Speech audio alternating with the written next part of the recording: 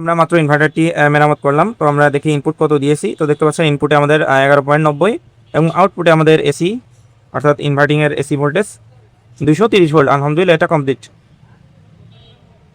আসসালামু আলাইকুম, আশা করি সবাই ভালো আছেন। আলহামদুলিল্লাহ আমিও ভালো আছি। তো অনেকদিন আগে এক ভাই আমার কাছে ইনভার্টার পাঠিয়েছিল, আসলে ব্যস্ততার কারণে দেখা হয়নি। তো চুয়াডাঙ্গা জেলা থেকে পাঠিয়েছিল ইনভার্টারটি। তো এটা আজকে মেরামত করব। তো আশা করি সবাই দেখবেন এবং এটা স্টেপ বাই স্টেপ আমরা চেক করব এবং ঠিক করার চেষ্টা করব। তো ভিডিওর সুবিধার জন্য এখান থেকে আমি যে সুইচটা থাকে সুইচটা আমি নিচে থেকে শর্ট করে নিয়েছি। এখন আমাদের পাওয়ার সাপ্লাই লাগবে 12 ভোল্ট কানেকশন। তো 12 ভোল্ট কানেকশন দিয়ে দেখবো যে আমাদের আগে এটা রানিং হয় কিনা। আচ্ছা, এখানে মনে হচ্ছে আমাদের এটা রানিং হচ্ছে। স্টেপ বাই স্টেপ আমরা সব চেক করব। এই যে বন্ধুরা, আমরা লাইন দিয়েছি, এখানে আমাদের এলইডি জ্বলছে। আমি একটু লাইটটা অফ করে দিয়ে দেখাই। তো এখানে দেখতে পাচ্ছেন আমাদের কিন্তু আলো জ্বলছে। আর এখানে কিন্তু একটা মসফেটও নাই, দেখতে পাচ্ছেন প্রত্যেকটা মসফেট কিন্তু নষ্ট। তো অনেকেই জানেন যে আমি নতুন দোকান নিয়েছি, আমি নতুন দোকানেই ভিডিও করছি বসে। তো এই যে মাল্টিমিটারটা ফার্স্টে আমরা ডিসি মোডে রাখবো, প্রত্যেকটার গেট ভোল্টেজ আমরা চেক করব। আচ্ছা 4.8 ঠিক আছে, 4.8 এটা আমাদের ডিসি 4.8 4.8। তো আমাদের প্রত্যেকটার গেট ভোল্টেজ কিন্তু আমরা ঠিক আছে। আমরা গেট রেজিস্টারগুলো চেক করব। আচ্ছা, গেট রেজিস্টারগুলো মনে হচ্ছে পুড়ে গেছে সব, কোনোটা মান পাচ্ছি না। দেখুন এখানে ভোল্টেজ আমরা ঠিক পেয়েছি, কিন্তু গেট রেজিস্টার কিন্তু একটারও ঠিক নাই। তো আসলে এটাই যে গেট ভোল্টেজ থাকলেই যে ঠিক হবে তা না। এই যে এটা ঠিক আছে, আমাদের এটা 10 ওহমস। এটা একটু চেক করব। আচ্ছা, এটাও 10 ওহমস ঠিক আছে। তার মানে আমাদের গেট রেজিস্টার আমরা দুইটা নষ্ট পেলাম এবং 10 ওহমসের জায়গায় 1.8 কে দেখাচ্ছে এখানে আমাদের। আচ্ছা, এই দুইটা রেজিস্টার আমরা এখন চেঞ্জ করে দিব। তো গেট রেজিস্টারগুলো আমরা এখন সোল্ডারিং আয়রনের সাহায্যে তুলে ফেলবো। আর আমি কাজ করছি কিন্তু আমার সে হোমমেড সোল্ডারিং আয়রন দিয়ে, জাস্ট হ্যান্ডেলটা অরিজিনাল হ্যান্ডেল আমি কিনে নিয়েছি। তো এই যে গেট রেজিস্টারগুলো তুলে ফেললাম। আর আমার কাছে অলরেডি 10 ওহমসের রেজিস্টার আছে সেম এসএমডি মানের। তো আমরা এখন এটা এসএমডিটা বসিয়ে দিব।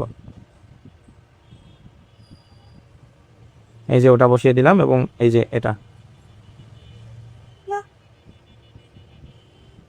আচ্ছা, লাইন আমি দিয়ে রেখেই কাজ করছি, লাইন একটা খুলে দিই।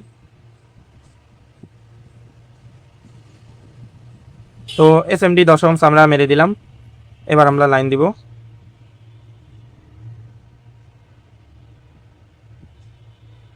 এখানে গেট ভোল্টেজ গেট রেজিস্টার সব ঠিকঠাক আছে। এখন জাস্ট আমরা ফ্রিকোয়েন্সিটা চেক করব, কারণ অনেক সময় ভোল্টেজ থাকলেও কিন্তু ফ্রিকোয়েন্সি না থাকলে এখানে মসফেট লাগানোর সাথে সাথে মসফেটগুলো পুড়ে যাবে। তো আমরা এখন ফ্রিকোয়েন্সি চেক করছি, দেখুন প্রত্যেকটা গেট। তো দেখতে পাচ্ছেন এটা কিন্তু 36 কিলো হার্টজে কাজ করছে এবং এই দুইটার গেট দেখবো, এটাও 36 কিলো হার্টজে কাজ করছে। তার মানে আমাদের এখানে গেট ফ্রিকোয়েন্সি আছে। এখন আমরা মসফেট ইনস্টল করব। তো মসফেট হিসেবে আমি এখানে ব্যবহার করবো অরিজিনাল এই যে দেখতে পাচ্ছেন এসএম 7575N, অর্থাৎ 75 অ্যাম্পিয়ারের 75 ভোল্টেজের যে মসফেটগুলো। ইনশাল্লাহ এগুলো এখন ইনস্টল করে দেখবো যে আমাদের এখানে এই যে হাই ভোল্টেজ ক্যাপাসিটর এখানে 300 ভোল্টেজ তৈরি হয় কিনা। তো আমরা এখন মসফেট ইনস্টল করব।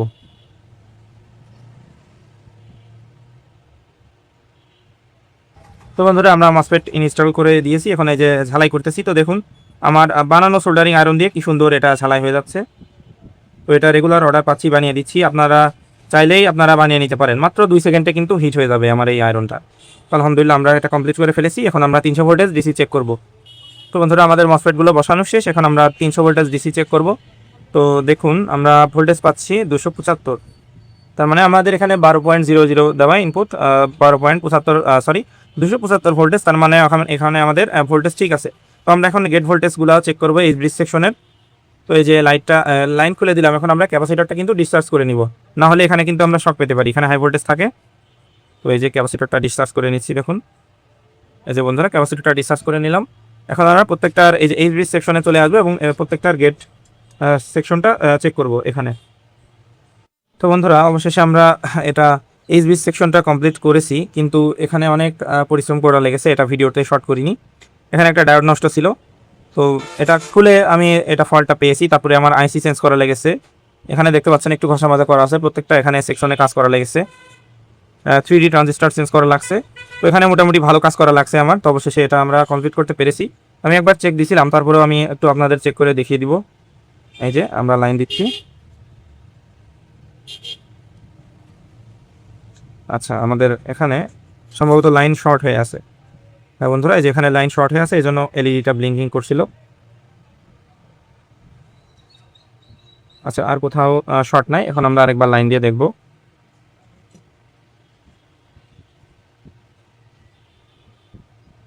এই যে বন্ধুরা, আমরা লাইন দিয়ে নিয়েছি। তো মিটারের দিকে একটু খেয়াল রাখুন। ফার্স্টে আমি ফ্রিকোয়েন্সিটাই মেপে দেখাবো। এখানে তো 50 হার্জ থাকে, অর্থাৎ 50 হার্জ কাজ করছে কিনা দেখতে পাচ্ছেন। এখানে 51 হার্জ আছে। আচ্ছা, আমাদের 50 হার্জ ঠিক আছে। আমরা যদি একটু গেট ভোল্টেজ মাপি প্রত্যেকটার 4.5, 4.5, এখানে 6.3, এখানেও 6.3। তো আলহামদুলিল্লাহ আমাদের এখানে গেট ভোল্টেজ ফ্রিকোয়েন্সি ঠিকঠাক আছে। আর একটু কনফার্ম হওয়া যেত আমার কাছে যদি অসিলোস্কোপ থাকতো। তো আমি দোকানে এখনও অসিলোস্কোপ আনি নাই। এখন আমরা চেক করবো, মসফেটগুলো লাগাবো। তো যেহেতু 4টা মসফেটই নষ্ট পেয়েছিলাম, এই যে এখানে আমরা লাগাচ্ছি 8A50D, অর্থাৎ এটা 8 এম্পিয়ারের 500 ভোল্টের মসফেট। তো এই 4টা আমরা এখন ইনস্টল করব, তারপরে চেক করবো যে আমাদের 220 ভোল্ট তৈরি হয় কিনা। তো ভিডিওটা কন্টিনিউ করতে থাকুন।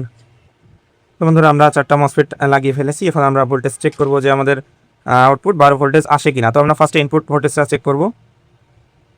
তো দেখতে পাচ্ছেন ইনপুটে আমাদের দেওয়া আছে 11.8 এবং আউটপুটে আমরা এসি ভোল্টেজ চেক করব।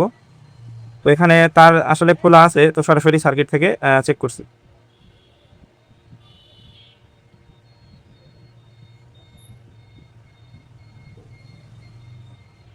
তো বন্ধুরা, অবশেষে এটা আমি দেখতে পাচ্ছিলেন যে ভিডিওর যখন ক্লিপ নিচ্ছিলাম তখন কিন্তু ভোল্টেজ মাত্র 7-8 ভোল্টেজ আসছিল, সব কিছু ঠিক থাকার পরও। তো পরবর্তীতে আমার সন্দেহ হলো যে এখানে দুইটা ডায়োড আছে ক্যাপাসিটরের সাথে। তো ডায়োড দুইটা আমি মেপে দেখলাম, এই দুইটা একদম শর্ট, ফুল শর্ট ডায়োড। পরবর্তীতে দুইটা M7 অর্থাৎ 1N4007 ডায়োড আমরা রিপ্লেস করে দিয়েছি। এখন আমরা একটু ভোল্টেজ মেপে দেখবো যে এখন আমাদের এই 220 ভোল্ট তৈরি হয় কিনা। এই যে আমরা লাইন দিয়ে নিয়েছি, তখন আমাদের কারেন্ট টানছিল 0.5 এম্পিয়ার, কিন্তু এখন টানছে 0.3, অর্থাৎ এখন আমাদের ঠিক আছে। তো আমরা এসি 220 ভোল্ট এখন মাপ দিব সরাসরি সার্কিট থেকে। তো বন্ধুরা দেখতে পাচ্ছেন 230 ভোল্ট, এসি 230 ভোল্ট তৈরি হয়ে গেছে। আলহামদুলিল্লাহ আমাদের সার্কিটটি কমপ্লিট। আমরা এখন ইনপুট ভোল্টেজটা দেখাবো এবং পাশাপাশি আউটপুট ভোল্টেজ। আমাদের ইনপুটে ভোল্টেজ আছে 11.90 আর আউটপুটে আমাদের এসি ভোল্টেজ আছে 230 ভোল্ট। আলহামদুলিল্লাহ আমাদের ইনভার্টারটি কমপ্লিট। তো এটা পাঠিয়েছিল চুয়াডাঙ্গা জেলা থেকে এক ভাই। তো অবশেষে তার এটা কমপ্লিট করে দিলাম। তো আজকের ভিডিও পর্যন্তই। তো যারা যারা এই ধরনের ইনভার্টার, আইপিএস কিংবা সোল্ডারিং আয়রন যে কোনো ডিভাইস মেরামত করতে চান অবশ্যই যোগাযোগ করতে পারেন। আর ভিডিওটি ভালো লাগলে অবশ্যই লাইক, কমেন্ট এবং সাবস্ক্রাইব করে পাশে থাকবেন। ধন্যবাদ সবাইকে। আসসালামু আলাইকুম।